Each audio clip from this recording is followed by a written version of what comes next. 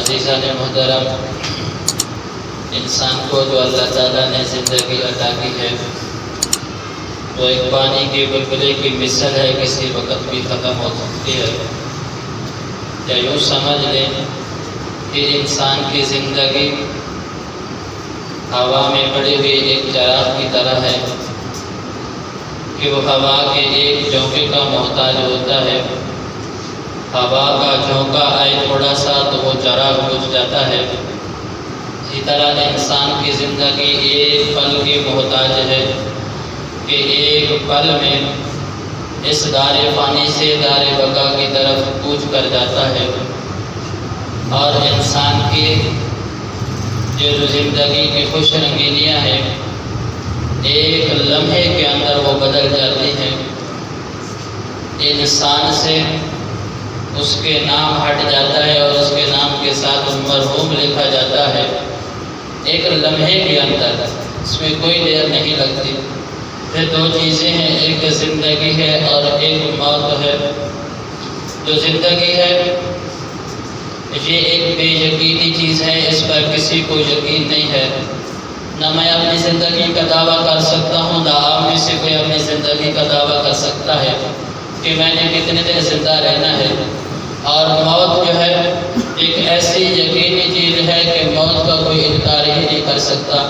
ہم میں سے کوئی ایسا نہیں ہے کہ جو موت کا انکار کر سکے، اور موت ایک ایسی حقیقت ہے، پوری دنیا کا آپ چکر لگا لیں، ہر ایک مسلک، ہر ایک مذہب، کوئی بھی ایسا نہیں، حتیٰ کہ خدا کی ذات کا انکار کرنے والے تو آپ کو مل جائیں گے، اللہ کے رسول کا تو انکار کرنے والے مل جائیں گے، ہر ایک چیز کے منکر آپ کو ملیں گے، لیکن موت کا منکر آپ کو پوری دنیا میں کوئی نہیں ملے گا۔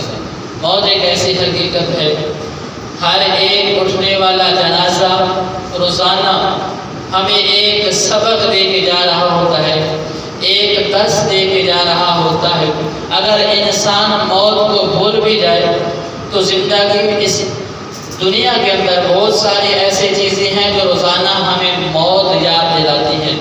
مثال یوں سمجھیں، صبح کے وقت سورج نکلتا ہے، شام کو غروب ہو جاتا ہے، رات کے وقت چاند جگمگاتا ہے، صبح کے وقت اس کی روشنی ختم ہو جاتی ہے، رات کے وقت تارے جگمگاتے ہیں، صبح کے وقت ان کی روشنی ختم ہوتی ہے۔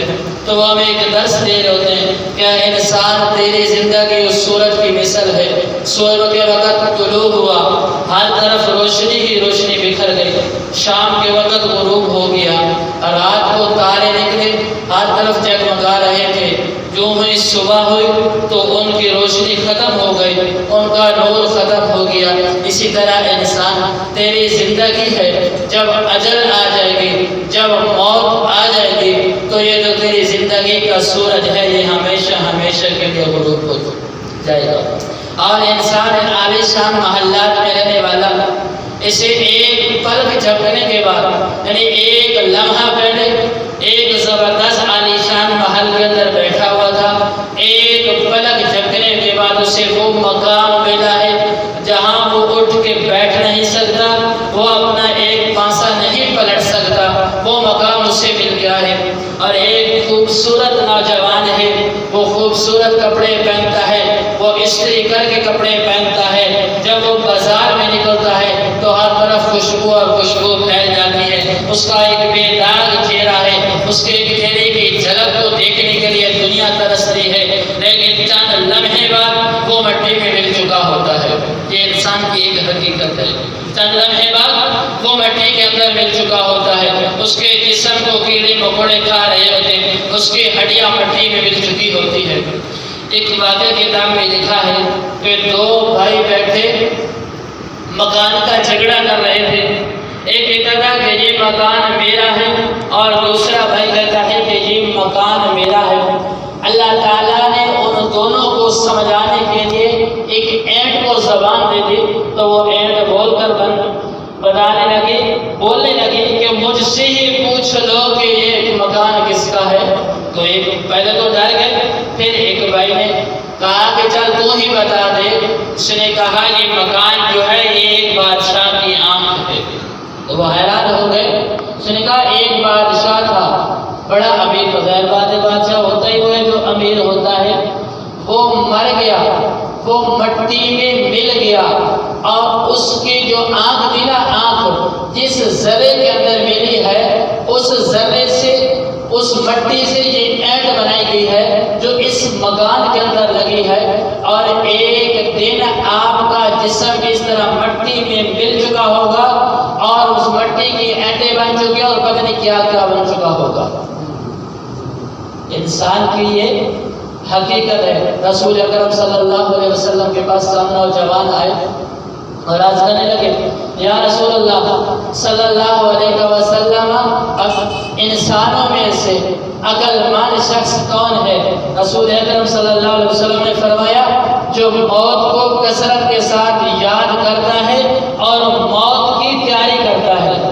موت کو کثرت کے ساتھ یاد کرتا ہے اور موت کی تیاری کرتا ہے. ام عائشہ صدیقہ رضی اللہ تعالیٰ عنہا نے رسول اکرم صلی اللہ علیہ وسلم سے سوال کیا, یا رسول اللہ صلی اللہ علیہ وسلم, کوئی ایسا شخص بھی ہے جس کا حشر شہداء کے ساتھ ہوگا, شہیدوں کے ساتھ ہوگا؟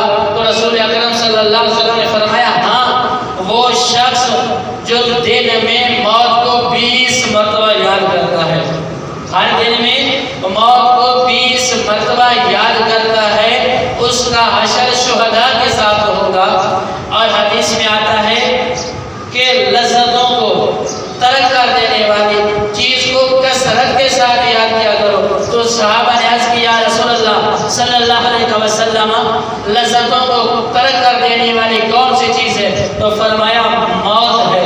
جب تم موت کو یاد کرو گے تو یہ دنیا کی لذتیں جو ہے تمہیں بھول جائیں گی. جب دنیا کی جو لذت ہے, اب ایک انسان کھانا کھاتا ہے تو جتنا مزیدار کھانا ہو اس کا حلق کے اوپر تک اس کی لذت محسوس ہوتی ہے. جب وہ حلق سے نیچے پیٹ میں چلا جاتا ہے اس کی کوئی لذت محسوس ہوتی ہے؟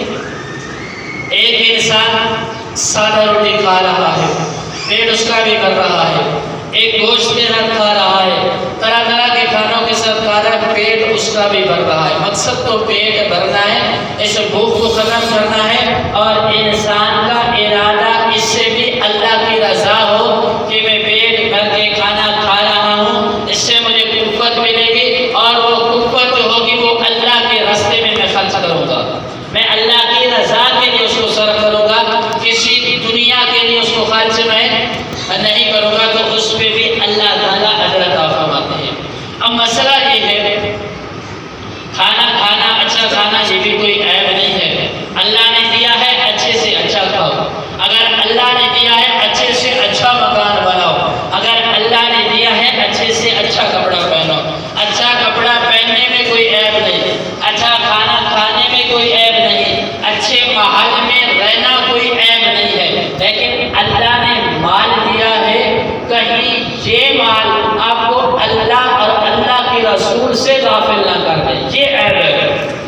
اگر وہ عالی شان محل میں رہتا ہے, اس نے اس کو ذکر کی آبادگاہ بنایا ہوا ہے, تو کوئی عیب نہیں ہے.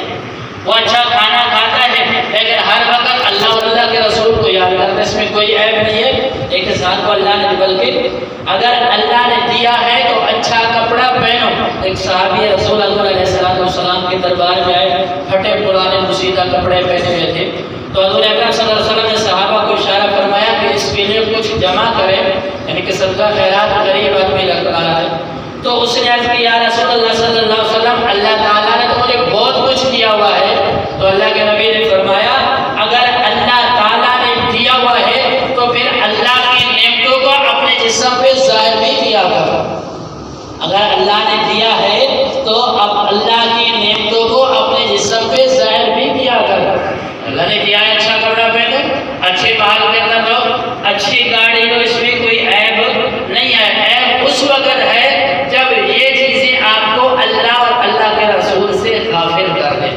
آخری واقعہ سنا کے بس کرتا ہوں. ایک بادشاہ تھا, اس نے بڑا زبردست اور عالی شان محل بنایا اور بڑا ہی متکبر تھا, بڑا ہی متکبر تھا. اس نے یہ شرط رکھی کہ جو میرے مکان کی طرف دیکھے گا نا اس کو قتل کر دیا جائے. کیا کر دیا جائے؟ اس کو قتل کر دیا جائے۔ اب ایک آدمی ہے وہ اجنبی سا لگ رہا ہے، جیسے کوئی باہر سے آدمی شہر میں پہلی مرتبہ آ جائے تو ویسے پزل سا ہو جاتا ہے۔ تو کیا دیکھتا ہے بادشاہ کے حوالی میں دیکھا کہ ایک شخص محل کے ارد گرد پھر رہا ہے، وہ عجیب نظروں سے محل کو دیکھ رہا ہے۔ تو بادشاہ نے کہا اس کو گرفتار کر کے لاؤ۔ جب وہ آدمی اس کو گرفتار کرنے کے لیے گیا تو اس نے اس کو قتل کر دیا۔ اب بادشاہ کو غصہ آیا، دوسرے آدمی کو تلوار دے کر بھیجا اور کہا کہ جاؤ اس کو قتل کر دو۔ اب جو وہ قتل کرنے کے لیے گیا تو وہ بھی قتل ہو گیا۔ اب بادشاہ کو غصہ آیا تو بادشاہ خود اس کے پاس چل کر گیا کہ تو ایک میرے محل کے پاس آیا ہے اور دوسرا تو نے میرے دو آدمی کو قتل کر دیا۔ اس نے کہا بادشاہ ذرا سنبھل کر، آپ جانتے ہو میں کون؟ اس نے کہا تو کون؟ اس نے کہا میں ملک الموت ہوں، موت کا فرشتہ ہوں۔ آپ بادشاہ کے ہاتھ کانپنے لگے، ہاتھ سے تلوار گر گئی، پیچھے مڑا۔ اس نے کہا پیچھے مڑنے کا وقت ختم ہو چکا ہے، اب تو آگے جانے کا وقت ہے۔ اس نے کہا ایک پل کی مہلت ہے۔ اس نے کہا نہیں، اس کے اندر کوئی سفارش نہیں، کوئی مہلت نہیں ہے، جب وقت پورا ہو جائے تو ایک ذرے کے برابر بھی مہلت نہیں ملے گی۔ ملک الموت نے اس کی روح قبض کی اور وہ مال وہیں پر رہ گیا۔ تو میرے بھائی یہ موت ایک ایسی حقیقت ہے جس کا کوئی انکار نہیں کر سکتا۔ اور کیا معلوم، حضور علیہ السلام نے اپنے صحابہ سے پوچھا کہ موت کے بارے میں آپ کیا جانتے ہو؟ تو ایک صحابی عرض کرنے لگا یا رسول اللہ صلی اللہ علیہ وسلم صبح ہوتی ہے مجھے یقین نہیں ہوتا کہ شام ہوگی یا نہیں۔ ایک عرض کرنے لگے کہ یا رسول اللہ صلی اللہ علیہ وسلم میں 4 رکعت نماز کی نیت کرتا ہوں، مجھے یقین نہیں ہوتا کہ میں 4 رکعت مکمل کروں گا یا نہیں کروں گا۔ حضور اکرم صلی اللہ علیہ وسلم نے فرمایا اگر مجھ سے پوچھتے ہو تو میں ایک طرف سلام پھیرتا ہوں، مجھے یقین نہیں ہوتا کہ میں دوسری طرف سلام پھیروں گا یا نہیں پھیروں گا۔ تو یہ موت کی یہ حقیقت ہے، یہ انسان کی زندگی کی حقیقت ہے۔ افلاطون سے کسی نے پوچھا کہ فلاں آدمی کی موت کا کیا سبب بنا؟ تو افلاطون کہنے لگا کہ اس کی موت کا سبب اس کی زندگی بنی ہے، اس کی موت کا سبب اس کی زندگی بنی ہے۔ کہ ہر وہ شخص جس کو زندگی دی جاتی ہے اس کو بتا دیا جاتا ہے کہ تو نے مرنا بھی ہے۔ تو موت کا سبب انسان کی زندگی ہے کہ زندگی دی ہے تو موت بھی اللہ تعالیٰ دیں گے۔ تو عقلمند شخص وہ ہے جو مرنے سے پہلے موت کی تیاری کرتا ہے، ہر وقت مسافر کی طرح اپنا سامان باندھ کے رکھتا ہے کہ مجھے مالک اس طرح کرایہ دار ہوتا ہے، اسے ہر وقت یہ ہوتا ہے کہ کسی وقت مالک کہہ سکتا ہے کہ چلو بھائی مکان خالی کرو، تو ہم یہاں کرایہ دار ہیں، کسی وقت بھی بلاوا آ سکتا ہے کہ بھائی چلو آپ کا وقت پورا ہو گیا۔ تو اللہ تعالیٰ سے دعا ہے اللہ تعالیٰ ہم سب کو مرنے سے پہلے موت کی تیاری کرنے کی توفیق